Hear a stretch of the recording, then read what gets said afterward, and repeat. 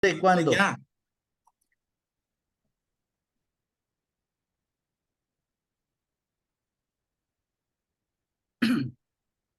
Muy buenas tardes amigas, muy buenas tardes amigos. Esta es una nueva emisión de la mesa de análisis de Politeia. Le doy la más cordial de las bienvenidas a mi compañero amigo Carlos Calderón Viedas. Muy buenas tardes, Carlos Buenas Calderón tardes, Viedas. Velázquez. Y estamos esperando que se integre ya en unos momentos más nuestro compañero y amigo Arturo López Flores para abordar temas que están en el centro de la preocupaciones de la agenda política y de la agenda pública del país. Eh, Tenemos una vida política que pues es muy movida, muy intensa. Desafortunadamente, hay un ambiente de crispación y de polarización que puede hacer que esta intensidad con que se vive la política en nuestro país derive hacia derroteros y caminos que poco tienen que ver con la tolerancia, el respeto mutuo, el reconocimiento recíproco de nuestra pluralidad. Estamos iniciando un año bastante difícil, un año bastante complicado, un año en el que todas las fuerzas, todos los sectores, todos los agrupamientos, todas las expresiones de la sociedad civil y por supuesto de la sociedad política, pues habrán de tensar sus resortes con el fin de prepararse y estar en condiciones de ser altamente competitivos en las elecciones del próximo año, en las elecciones del 2024, en las que pues se habrá de renovar la presidencia de la República, prácticamente el Senado y prácticamente pues la totalidad de la Cámara de Diputados. Este cambio, este relevo en la conducción política del país o su continuidad pues requiere que los mexicanos podamos hacer este proceso, protagonizar esta fase de la historia política del país en un ambiente de tolerancia y de respeto mutuo. Me parece que ese es uno de los grandes retos y desafíos que tenemos en la perspectiva del futuro, en la perspectiva inmediata. Pero todavía más inmediato que el cambio o la lucha por el poder político en 2024, pues es el relevo que habrá de producirse este año en los estados de Coahuila y Edomex, el Estado de México. Ahí, bueno, pues son momentos también cruciales y definitorios que pueden redefinir las coordenadas en las que habrá de disputarse el poder político en nuestro país. Pero para abordar esos temas, este conjunto, diversidad de fenómenos que configuran la realidad política del país, pues están aquí nuestros compañeros. Ya se incorporó nuestro compañero amigo Arturo López Flores. Muy buenas tardes, Arturo. Buenas tardes. Con quien y junto con Carlos Calderón, pues abordaremos estos asuntos de nuestra agenda pública. Rápidamente, ya sin más preámbulo, le doy la palabra a nuestro compañero Carlos Calderón Viedos. Adelante, Carlos Calderón. Pues sí, como lo hace introducido el tema, pues este año efectivamente habrá elecciones locales en Coahuila y Estado de México y las condiciones de ventaja y desventaja de los contendientes se dice, y las encuestas también lo indican en ese sentido, el Estado de México lleva ventaja a la candidata de Morena, Delfina, Sí. y en Coahuila se considera todavía que ha sido un bastión priista por lustros, décadas, se considera que aún puede el PRI quedarse con esa gubernatura. Las condiciones son fuertes por parte del PRI y además en estos días se dio una aparente división entre los aspirantes a la candidatura y uno Sí. de ellos, ambos de Morena, y uno de ellos al no verse favorecido por esas famosas como cuestionadas encuestas que hace Morena en su interior, decidió salirse de Morena. Quién sabe si se haya salido, pero el caso es que ahora es candidato por el PT. También lo cual causa extrañeza porque el PT se supone es un aliado incondicional de López Obrador, ¿no? Su suerte en estos últimos años ha tenido que ver con la suerte de Obrador y se entiende pues que le ha ido bien en términos generales. Entonces, tanto el PT como su candidato ex morenista, pues van a minar las posibilidades de Morena para que el PRI pueda quedarse con esa gobernatura que hasta hoy ha tenido en sus manos por mucho tiempo. Y en el caso de Domex, pues ahí está una estado, una entidad política de tradición priista. Quizá junto con Veracruz, me parece que son de los estados que pueden presumir más ese orgullo priista. Pero hoy, pues, por el fenómeno del obradorismo que viene de 2018, ese poderío se ha venido devaluando, de tal suerte que los aspirantes que compiten por el lado del frente opositor, pues tienen ahorita, según los indicadores que regularmente se ocupan de estos campos, tienen una desventaja. Pues está empezando la campaña, bueno, todavía no, pero ya realmente los climas políticos en esos dos Pre-campañas. sí, las precampañas, los climas políticos ya están digamos, enfocados en ese aspecto Así particular es. de las campañas. Hasta aquí lo dejo. Bien, muy bien, Arturo. Arturo, bueno, pues ya sabemos, es nuestro especialista sobre todo en muchos temas, pero el Estado de México especialmente es motivo de su preocupación intelectual y profesional. Adelante, Arturo. Bueno, pues para entrar diría que el oficialismo sufrió un sofocón con el anuncio de la alianza Va por México. Habría que decir que esta alianza eh, empieza en esta nueva fase, pues un nuevo momento rumbo al 23. Habría que decir que esta alianza llega a un buen momento en este desequilibrio de fuerzas políticas y la Alianza Va por México, se puede decir que ahora sí la oposición está en un piso más parejo y vamos a ver de qué tan competitiva es. En el Estado de México, hay elecciones, como ya lo habíamos dicho, y que en el Estado de México no es un tema menor, porque es un gobierno priista de 93 años, y puede hacer la hombrada de cumplir 100 años de gobierno. Es una élite dorada, es una élite educada, es una élite que sabe hacer gobierno y que sabe hacer elecciones. Entonces, habría que decir que en el 2021 el PRI mostró su poderío y su capacidad de recuperación frente al 18 y que tenemos como datos relevantes en el número de las estadísticas que no solamente el gobierno de Alfredo del Mazo logró la mayoría en el Congreso local, sino que también obtuvo el triunfo en 80% de los gobiernos municipales. Y habría también que decir en términos de números que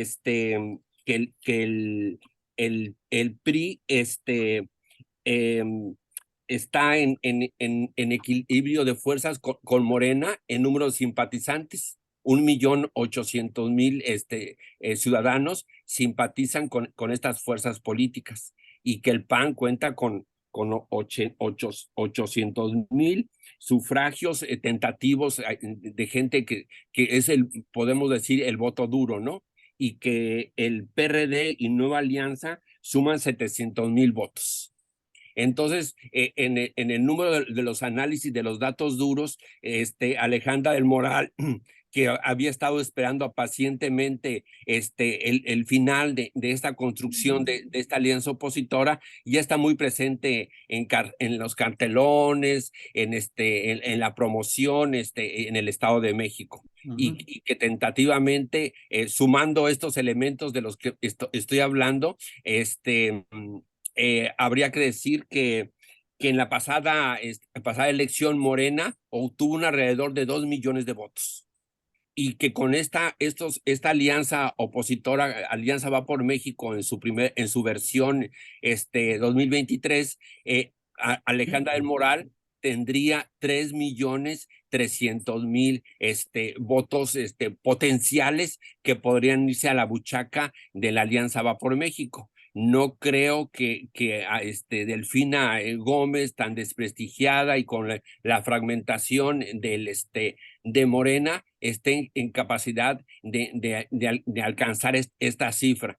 Recordemos los dimis y diretes que pintan de cuerpo entero lo que es Morena, entre el ex candidato a Coahuila, subsecretario de Seguridad Pública, en sus mensajes en redes sociales con el presidente nacional, Mario Delgado de Morena, ¿no? Ahí no necesitamos escarbar qué está pasando en Morena. Escuchando a estos dos personajes, nos damos cuenta que es Morena, y ahí podemos ver que hay una crisis interna y que ya está sufriendo sus primeros saldos después del 17. El PRI no había estado en la picota de la discusión del análisis político, donde se diga que el PRI tiene potenciales posibilidades de ganar el Estado de México, y encuentran un escenario político muy cómodo en Coahuila, ¿no? Porque el candidato de Morena es muy impresentable y favorece la alianza opositora de Coahuila. Y también habría que decir que después de los resultados que tengamos en el Estado de México y en Coahuila, se va a conformar la fuerza o la debilidad que tenga la Alianza Va por México, ¿no? Y que ahorita ya los primeros trabajos que se le encomendaron al PAN como integrante de la alianza es buscar el método de selección del candidato presidencial, que no es cualquier cosa. Y que el timón de la conducción de la organización de la elección también en el Distrito Federal está en manos ahorita del Partido Revolucionario Institucional. Pero si ustedes están de acuerdo, ha trascendido mucho en columnas políticas que ya se le dio la candidatura presidencial al Partido Acción Nacional, y no es así. Acción Nacional tiene la responsabilidad de buscar el método más factible, que no provoque divisiones y pérdidas de tiempo. Tan es así que el día de hoy leía la última declaración de Santiago Krill, que él levanta la mano para ser candidato presidencial y que espera que las otras fuerzas políticas hagan lo propio, ¿no? Entonces ahí dejaría mi primer comentario, y entraría en la segunda etapa a los escenarios posibles en el 2023 en el contexto nacional. Muy bien, interesante. Muy bien, hemos abordado ya lo relativo al proceso electoral en estas dos entidades. Ya todo el mundo lo sabe, todos lo hemos dicho, que en el caso del Estado de México, pues estamos ante un laboratorio de la elección presidencial. Son los preámbulos de la elección presidencial. Lo que ahí pase, bueno, puede definir en gran parte el destino de la vida política del país para el 2024. Sin embargo, el asunto no es nada fácil. Suponiendo que pues la oposición logre el triunfo en el Estado de México, viene la fase de la designación, elección del candidato de la oposición a la presidencia de la República. Aquí es donde la puerca puede torcer el rabo, para utilizar esa expresión, es decir, la dificultad de procesar una convergencia, un acuerdo estratégico entre todas las oposiciones para definir la candidatura.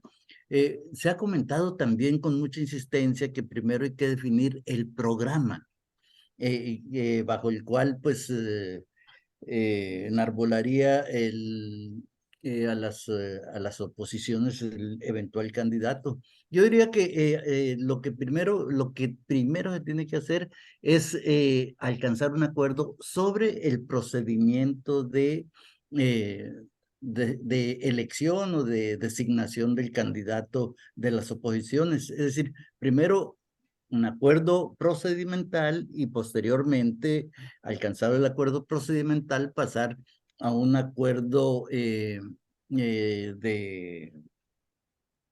de acción de gobierno, un programa de gobierno. Es decir, primero el acuerdo procedimental y luego el acuerdo programático. Yo creo que en esa perspectiva tendrían que trabajar las oposiciones. Oposiciones que por lo demás, pues como señalé hace unos momentos, no encuentran todavía cómo embonar los intereses y las preocupaciones de las distintas fuerzas que confluyen en esta alianza. Sobre este tema, Carlos Calderón. Sí, yo pienso que ahora que pasamos a la parte 2, o sea, el escenario nacional, eh, yo creo que sí, efectivamente, el aspecto de cómo van a determinar los candidatos de la alianza es un aspecto central. Y como tú bien lo dices, debe estar en primer momento, Sí. ¿no?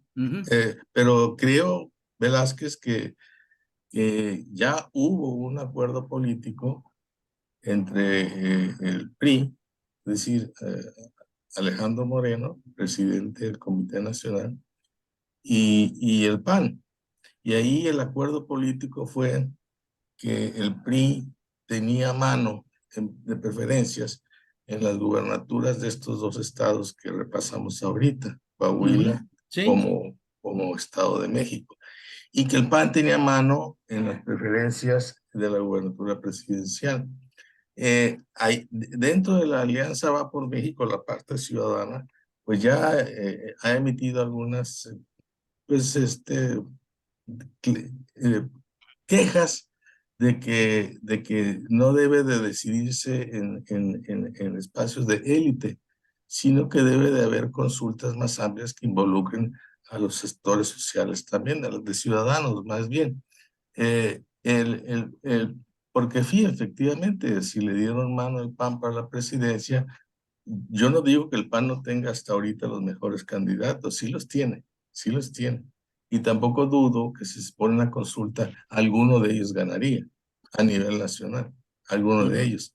Lo que pasa es que se apresuraron y, por ejemplo, el mismo PRD se inconformó de manera tímida en estos acuerdos al que al parecer fue marginado. Es decir, no le dieron preferencia alguna porque no tiene un espacio de poder en el que pueda garantizar un triunfo, Sí. ¿no? Pero creo que también lo incorrecto fue en que no fue parte de esa discusión y de ese acuerdo político. Me parece que esas cuestiones que son muy importantes se van a salvar. El PAN trata de hacerlo de una manera muy, pues de la manera como que le quedó. Es decir, no, nosotros no, porque nos han dado preferencia en este acuerdo político, reconociendo el acuerdo con el PRI, no quiere decir que nosotros vamos a nombrar candidato. Vamos a invitar, ¿no?, a otros aspirantes de otros partidos y de la misma sociedad. Es correcto esa salida que le dio su presidente, pero eso me parece que debe haber sido de la alianza. La alianza Va por México junto con alianza política que han hecho, que hasta ahorita han intentado rehacerla, reconstituirla, los tres partidos, PAN, PRI y PRD. Ahí me parece que sí tienen que poner un poco más de cuidado, Creo que han dado pasos interesantes, importantes. Creo que van en un camino, en ese camino deben de continuar, pero que deben de tener mucho cuidado en que no tomen, que este camino no sea un camino de élites políticas, porque si no vuelven a crearse los problemas con los cuales serían criticados, y que no se les olvide que por esa razón fueron arrollados en el 2018, ¿no? Entonces yo creo que tienen que abrirse ellos, los tres partidos, bueno, me refiero prácticamente, concretamente al PRI y sobre todo al PAN, para que esos procesos procedimentales, como tú le llamaste, sean más abiertos, sean más transparentes, sean más democráticos, que estén más a la vista de la ciudadanía, que no se les olvide que en última instancia es la ciudadanía las que le va a dar el poder o no se lo va a dar. Entonces, sí creo que es muy importante y sin quitarle tampoco importancia, la importancia de vida a lo programático. Pero lo Claro. que es ahorita urgente e importante es esta fase de selección de los candidatos, los métodos de selección de los candidatos y los compromisos que cada uno de estos actores tomen, asuman ante este proceso electoral que se avecina. De acuerdo. Antes de darle la palabra al compañero Arturo López Flores, este acuerdo que yo he llamado procedimental, sin embargo, está sometido a cuestionamiento, ¿no? Está sometido a disenso. Y este disenso no solamente es intrapartidario, sino interpartidario. Por lo siguiente, Beatriz Paredes y Claudia Ruiz Massieu se han inconformado ante el Tribunal Electoral del Poder Judicial de la Federación y han denunciado los acuerdos tomados en el Consejo Político Nacional en diciembre, por un lado, y por otro, el acuerdo alcanzado entre la Dirección Nacional del PRI y la Dirección Nacional del PAN respecto del reparto de funciones para las elecciones estatales en Coahuila y Estado de México y para las elecciones presidenciales. Como dicen ahora, que me parece horrorosa la palabra, el PRI va a siglar, o sea, va a poner sus siglas en Estado de México y Coahuila, y para la elección presidencial le va a poner el PAN. Bueno, ese acuerdo está severamente cuestionado y es muy probable por el comportamiento que ha tenido en las últimas decisiones el Tribunal Electoral del Poder Judicial de la Federación de que recusen estas decisiones adoptadas en el Consejo Político Nacional y también que obligan a los partidos a rediscutir el acuerdo tomado en las élites partidarias. También en ese sentido se ha manifestado por otra de las figuras priistas que forma parte del disenso frente a la dirigencia actual, como es Osorio Chong. Y Osorio Chong ha señalado que el acuerdo tomado, siendo importante, ha tenido el defecto de apresurar los tiempos y de no convocar a una más amplia convergencia de fuerzas. Por ejemplo, dice Osorio Chong, en ese acuerdo falta el movimiento ciudadano, y contar con el movimiento ciudadano es clave y es fundamental para lograr una auténtica unidad de las oposiciones en la perspectiva de la elección presidencial. Yo creo que esos aspectos son aquellos a los que me refiero, que necesitan amarrarse en este acuerdo procedimental.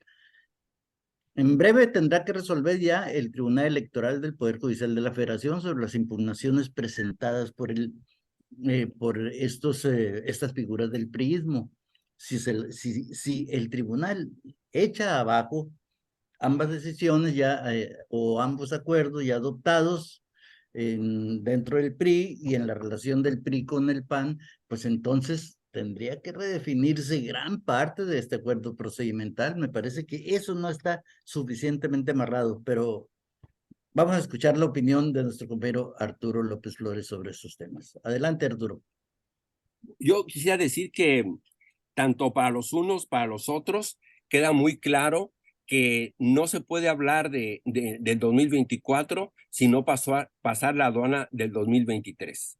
Y que el 2023 va a ser fundamental en términos de evaluación y de resultados para ver la eficacia de la alianza y también para ver qué tan fuerte llega el PRI al 2024. Y en el tema de esta evaluación de la alianza, hay un ingrediente que es muy poco analizado y que me da gusto que lo hayas incorporado, que es el tema de Dante Delgado y el tema del Movimiento Ciudadano. Movimiento Ciudadano, después de la elección de Coahuila y del Estado de México, va a tener que definirse en términos si va a ir solo o si va a ir acompañado o va a ser el pequeño abogado del diablo en Morena, ¿no? Entonces, ahí va a quedar muy claro cuando se define el movimiento ciudadano si es un movimiento de conquista del poder o es un movimiento partido de prerrogativas. Entonces, ante ese escenario, habría que considerar también el tema de que en el 2023, bajo los escenarios que se presenten, en el 2023 ya estaría sentado una nueva dirigencia en el PRI.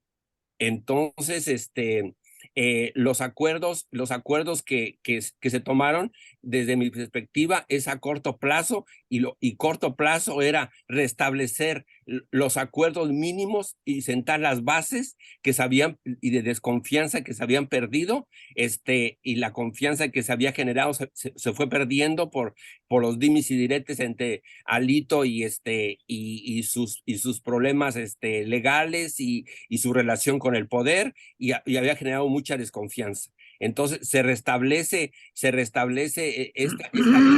Habría que decir que los que empujaron el restablecimiento de la alianza fue el priismo del Estado de México y el priismo de Coahuila. Estos dos entes que en lo inmediato se iban a ver envueltos en una lucha por el poder local, fueron los que empujaron para que este tema se sentaran en la mesa y se sentaran las mínimas bases para seguir cohabitando rumbo a las alianzas. Y en el tema de la alianza también habría que decir, César, que el único antídoto para las tensiones autoritarias de Andrés Manuel López Obrador, el único antídoto que tenemos en este momento es la Alianza Va por México. Bien o mal, ahí está. Y también tenemos que reconocer que en el tema de la agenda ciudadana, hoy escribo un comentario en mi portal que siento que la agenda ciudadana está vacía. Todo el mundo dice esto, aquello, pero en el tema ya de que existan organizaciones ciudadanas que plasmen perfectamente cuál es el proyecto que debe tener México en términos de vida ciudadana, no existe. No, por ejemplo, no hay una estrategia para defender la joven democracia mexicana, para que prevalezca el Estado de Derecho, para que los pesos y contrapesos sigan siendo de manera institucional y no de manera autoritaria. Estos grandes temas no han sido abordados por la ciudadanía y lo vemos en Sinaloa. En Sinaloa no existe una agenda ciudadana frente al poder nacional y al poder local. Entonces, en términos de ciudadanía, todavía estamos en pantalones cortos y cuando se dice que hay que abrirse a la sociedad, yo pienso que es el peor de los escenarios abrirse a la sociedad. El PRI ya tuvo su laboratorio cuando el proceso interno de Roberto Madrazo y Francisco Labastida, y ustedes recuerdan cuáles fueron los resultados. Entonces, ahorita no es momento de abrirse a la sociedad, es momento de cerrarse. Y es momento de que los profesionales de la política diseñen la estrategia mejor para competir con un partido que va en crecimiento y que está muy fuerte, que es Morena. Con todos los dimes y diretes que hay al interior de Morena, Morena sigue siendo una gran marca. Entonces habría que revalorar todos estos elementos, pero yo siento que para y para otra situación en el escenario, en el nuevo escenario nacional, el tema de Movimiento Ciudadano no está debidamente cronometrado y no está debidamente calificado de cuál realmente es el poderío que tiene el Movimiento Ciudadano. Movimiento Ciudadano tiene, yo pienso, en lo inmediato tiene tres elementos que tiene que atender, que es Veracruz, que es Jalisco, que son sus diputaciones federales, y cuál sería el perfil que debe tener el candidato a la presidencia y cuál sería el rol que tendría Movimiento Ciudadano en términos de diseñar un método viable para elegir el mejor candidato a la presidencia de la República por parte de la oposición, porque la oposición sí tiene perfiles muy profesionales y perfiles que pueden ser rentables, pero hay que ver el momento en que se llega al 2024. Carlos Calderón. Yo creo que los caminos del 23 y el 24 no van secuencialmente, no van. Eso hubiera sido la tradición, ¿no? Pero ahorita, si algún momento estamos hablando, es un momento que no es precisamente el tradicional, son otros momentos. Y por eso es que estas elecciones han estado marcadas por el adelantamiento, por los desfases, por los paralelismos, por cosas que no había antecedentes previos. Por ejemplo, ahorita el PAN tiene 3 o 4 candidatos, dos que son tanto en el DF como acá a nivel nacional. Incluso una aspirante del PAN es la que encabeza las preferencias electorales hacia la presidencia ahorita, ¿no? ¿Te refieres a la senadora Lili Lili Telles Telles de Sonora. de Sonora? Y en el DF, una aspirante de PAN también es la que encabeza las preferencias en el Distrito Federal. Es decir, me refiero a Xochitl A Gálvez. Xochitl Gálvez. Entonces, esas carreras ya están en curso y nada prudente sería que detuvieran las aspiraciones, como no están deteniendo las de Beatriz Paredes, o de la Madrid o de la misma Claudia Ruiz Massieu. Sin embargo, se soltaron porque el tiempo lo reclamaba. Fue precisamente López Obrador el que rompió con los cánones anteriores y digamos que todos los partidos, sin excepción, el mismo Morena, incluso, están viviendo experiencias nuevas. Entonces, creo por eso que este asunto de cómo van a definir, es un asunto más engorroso para la oposición que para el mismo Obrador, porque Morena tiene el privilegio de que una sola persona decide por todos, ¿no? Es decir, López Obrador. Y las encuestas no son más que una mascarada para ocultar precisamente ese dedo famoso que aquí conocimos, el dedo elector, ¿no? El dedo priista, ¿eh? Entonces, en la oposición, sin embargo, es algo bastante más complicado porque no se tiene experiencia al respecto. Se está creando esa experiencia y como toda experiencia nueva, se cometen errores, se cometen fallas, pero hasta ahorita ningún error ha sido grave, excepto el de Alito Moreno, cuando hizo que casi fracasara por completo esa alianza política. Parece que se recuperaron a pesar de la gravedad del hecho que cometió Alito, ¿no? Parece que fracasaron y tengo mis dudas todavía de la honorabilidad y de la verdad política de este señor. Tengo mis dudas, todavía creo que pudiera dar una trastada, un golpe por la espalda en plena campaña del 2024. Todavía lo pienso así, porque ya mostró que es capaz de hacerlo. Y además, todas las acusaciones que le han hecho, ninguna está saldada. Los expedientes no están abiertos completamente, pero ahí están en algún archivo y en cualquier momento dado los pueden sacar y volver a amenazar con eso. O sea, eso todavía, por eso tengo dudas en que en esa alianza. Es la única duda realmente que tengo, ¿no? No en estos asuntos que sí son importantes, pero no me parece que sean problemas que hagan tronar, que hagan fracasar esta experiencia que no tiene antecedentes, lo repito. Entonces, habría que pensar con mentalidades distintas, lo que es evidentemente distinto, frente a nuestra historia política, de frente a nuestra historia política, y pensar con un poco más de libertad en este aspecto. Me parece que creo que pueden resolver este asunto del método, lo procedimental que tú le llamaste, y encontrar una forma en que encuentren las candidaturas idóneas para el 2024, sobre todo la principal, que es la presidencial. Y además hay un elemento hablando de experiencias nuevas.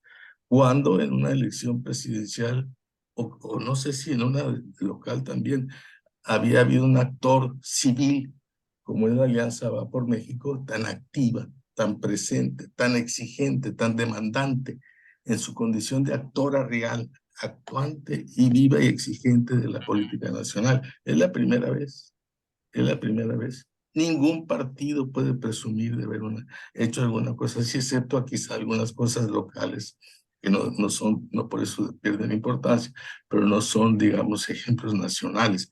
Entonces, me parece que hay que ver con buenas expectativas este proceso, y creo, por si un poco como punto y aparte, creo que por lo que mucho más importa y que no lo hemos tratado porque no es el momento de tratarlo para no ser un batiburrillo de todo esto, me parece que la figura de Andrés Manuel López Obrador es una figura que cada vez decae, es una figura que cada vez pierde densidad ante la opinión pública, ante la ciudadanía, ante la población. Excepto por el gasto social, me parece que este señor no da una. Y lo que presume como aciertos, lo que no son precisamente por obra de él, son a pesar de él, digamos, el peso, superpeso y cosas de ese tipo, ¿no? Aquí la dejo. Muy bien. Yo creo que uno de los componentes fundamentales de relaciones políticas intrapartidarias e interpartidarias es la confianza. La confianza es capital social. Si no hay ese capital social, si no hay esas relaciones de confianza entre los sectores, es muy difícil procesar acuerdos. Y como tú señalabas en esos momentos, en el caso de Alito, no parece ser muy digno de la confianza, ni siquiera interna, y mucho menos de las relaciones con su partido, ¿no? Con otros partidos. Allí tendría que intervenir esta parte de nuestra sociedad civil que busca influir y participar en este proceso. Como dijo alguien, la política es una cosa tan seria como para dejarla solo en manos de los políticos profesionales. Fue Sabater.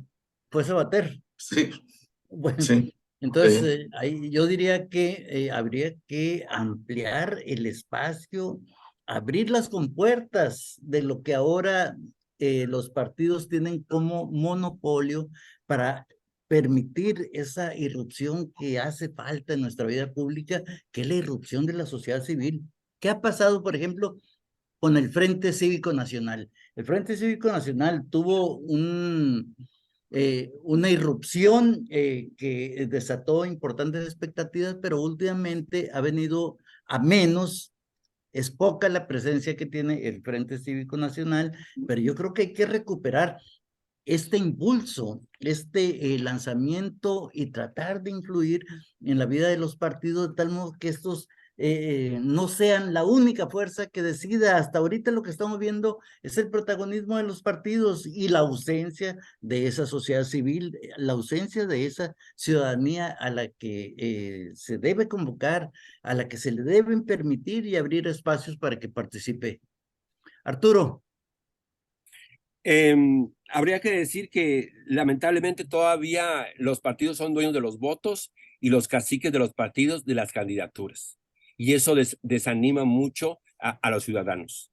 La figura de ciudadanos, de candidatos independientes, no terminó de cuajar, César. De Desde acuerdo, pero aquella primera candidatura de Jorge Castañeda, y luego aquí en Sinaloa tuvimos con Manuel Cloutier. Había que sí, preguntarle a Manuel Cloutier qué hizo en el Poder Legislativo, ¿no? El mismo andamiaje institucional no permite que un candidato ciudadano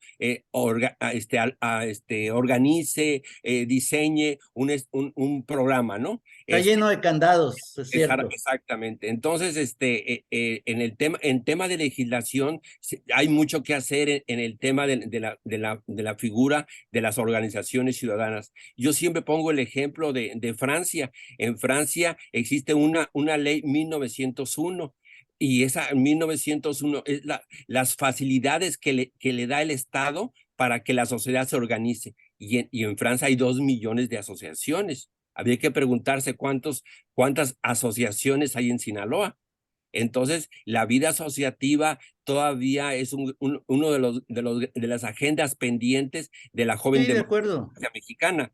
Y en el tema de los candidatos, a Carlos se olvidó mencionar a uno que se me hace que si los resultados le son favorables en el Estado de México, Alfredo del Mazo llevaría mano sobre Santiago Krill, sobre Osorio Chong, sobre Atis Paredes y sobre Ruiz Massieu. Pero nos estamos adelantando. Pero si ustedes ven la figura de Alfredo del Mazo se está dedicando a trabajar, haciendo obra, moviéndose acá y allá. Y Sí. y el tema el tema de la sucesión presidencial no es tocado en su entorno, ¿no?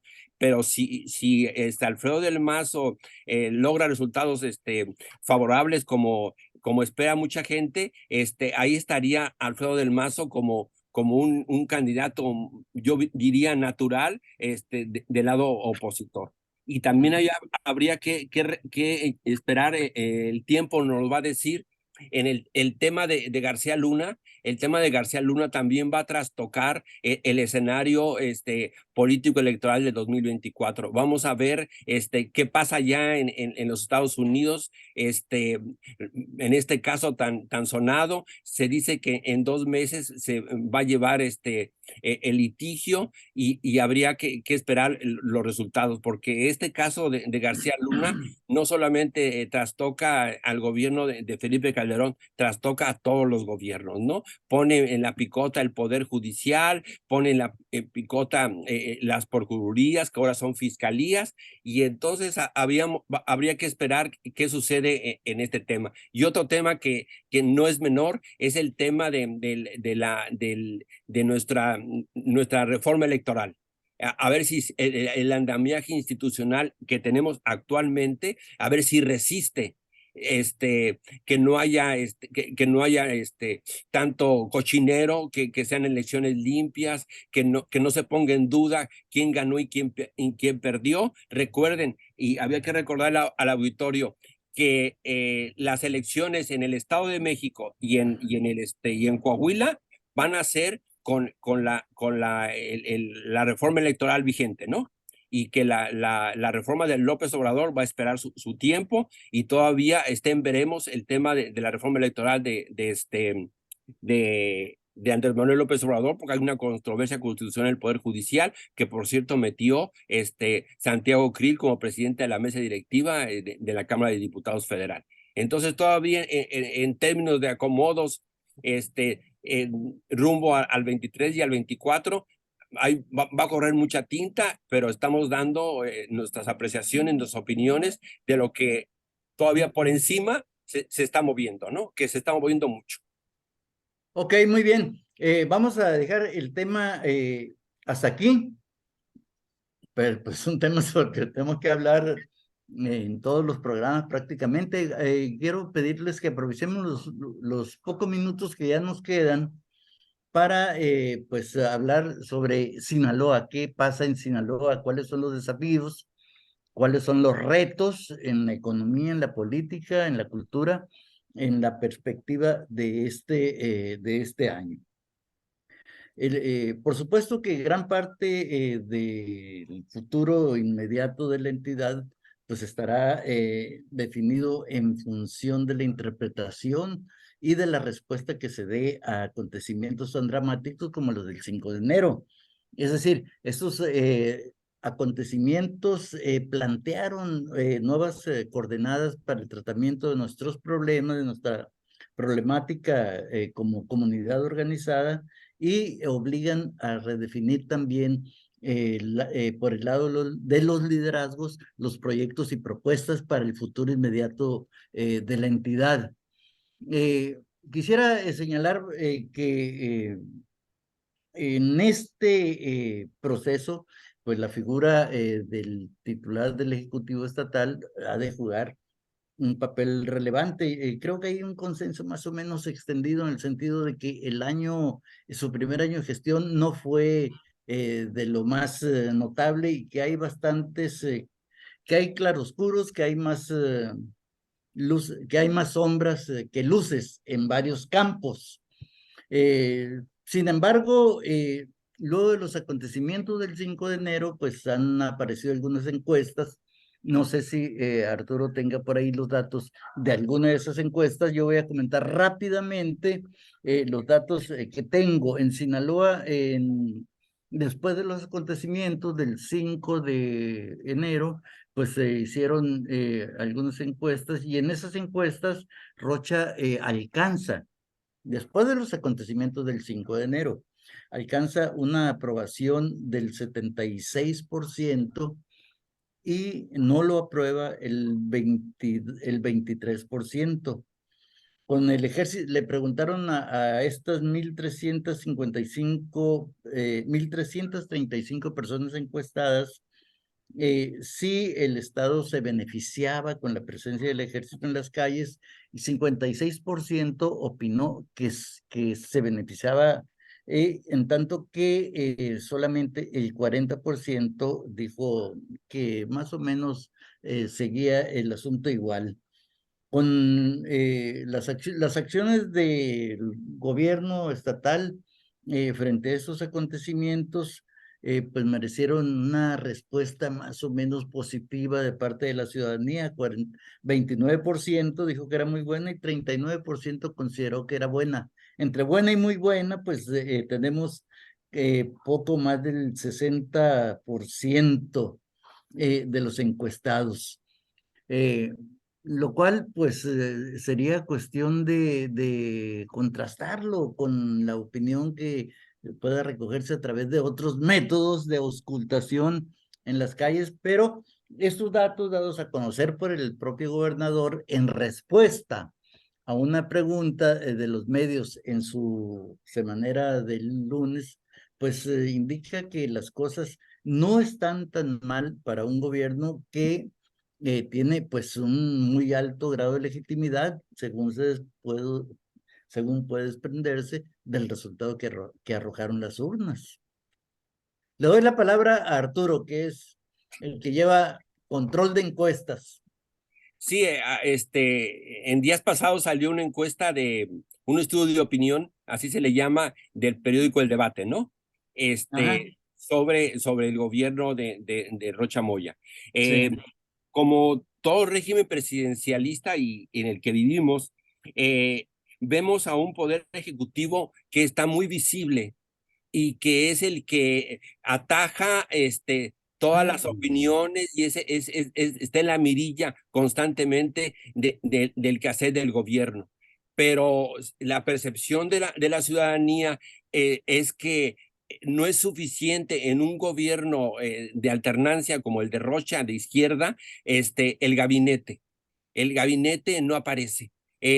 A la gente se le pregunta cómo se llama su secretario de gobierno, su fiscal, su secretario de economía. La gente no sabe.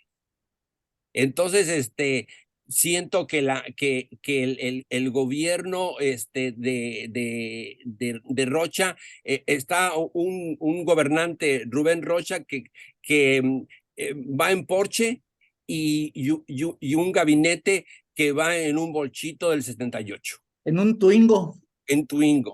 Entonces, eso, cuando se presenten esos momentos de gran tensión política Estás en la farándula, ¿no? y de Totalmente. gobernabilidad, se hace patente esto. Y hay dos datos muy relevantes. Los dimis y diretes de Jaime Montes con el Ejecutivo, que salió a la luz las diferencias que tienen ambos, y que deja muy mal parado al secretario de Agricultura y Ganadería, ¿no? Y otro tema que no da buenas luces. Es el no nombramiento de la directora ese instituto del CONACYT, ¿no? Del Centro de Ciencias, perdón, del centro, Karina Millán. Entonces pues, hay pronunciamientos de gente que dice que pues entonces para qué hay elecciones si que es un número importante ya de priistas que se están incorporando al gobierno de Rubén Rocha Moya. Entonces, esta incorporación de esta priista te habla de que en Morena no hay gente para gobernar y tiene que hacer pues uso de otros actores con más experiencia y con más visión de cómo ejercer el poder y cómo atender estas necesidades de un gobierno que está apremiado por muchas situaciones de todo tipo, ¿no? Muy bien. Carlos Calderón. Bueno, yo quisiera opinar de la gobernatura de Rubén Rocha Moya desde un plano nacional. Yo creo que ningún gobernador se deja ver, excepto los de oposición, el de Jalisco, el de Nuevo León, ¿no? Pero el de Estado de México, Coahuila, etcétera. Pero los gobernadores de Morena no tienen un perfil sobresaliente, precisamente porque el Ejecutivo Federal no los deja, ¿no? Hay un centralismo, un verticalismo político que tiene a los gobernadores a media luz, ¿no? Si aquí hay encuestas de opinión de qué tal es popular, pues Rocha es popular con gobernatura y sin gobernatura, ¿no? Es un personaje público bastante conocido por las Sí. razones que ya sabemos Y y con una enorme con legitimidad. una enorme legitimidad ganada como gubernatura, sin gubernatura, y Sí. además siempre ha tenido una persona pública de buen hombre, vaya. Entonces, creo que juzgarlo siendo gobernador, pues no merecería más que el beneplácito de digamos, lo favorecería la opinión pública en general, como lo Sí, de acabas tú de acuerdo. señalar con ese número. Ujú. Además, así empiezan. Por ejemplo, Obrador empezó con 70 y ahorita anda por abajito de 50. Entonces, es su primer año de gobierno, vaya, quién sabe cómo estará dentro de 5, es natural también eso. Pero aún Así así, es. insisto en mi primer comentario, Obrador no los deja lucirse, y si conocemos a algunos son porque son de la oposición, o bien por los problemas negativos y de inseguridad que padecen, ¿no? El de Zacatecas, por ejemplo, o el de Tijuana, o el de aquí mismo de Sinaloa, o el de Nayarit, o de Michoacán, Guanajuato, en fin. ¿Eh? Pero creo que ese gobierno es un gobierno que va por la sombrita, ¿no? Incluso a pesar de de este culiacanazo, pues creo que a Rocha le favoreció, le cayó como al anillo al dedo que no lo hayan convocado a participar, excepto cuando ya pasó la trifulca. Entonces, a él no lo pueden culpar de nada, de nada. Si no estuvo presente es porque precisamente no quisieron que estuviera, como institucionalmente hablando. Y las opiniones a su gobierno, pues es un gobierno que no proyecta mucho, vaya. No porque no haga, creo que hace sus actividades cotidianas, pero no tiene todavía a veces esas obras magnas, ¿no? Que cada gobernante ha tenido aquí en Sinaloa, por ejemplo, Toledo Corro, con la carretera costera, ¿no? La Bastida con el Puerto de Ríos, Renato con la carretera de Nabolato y esta parte de acá del poniente de Culiacán.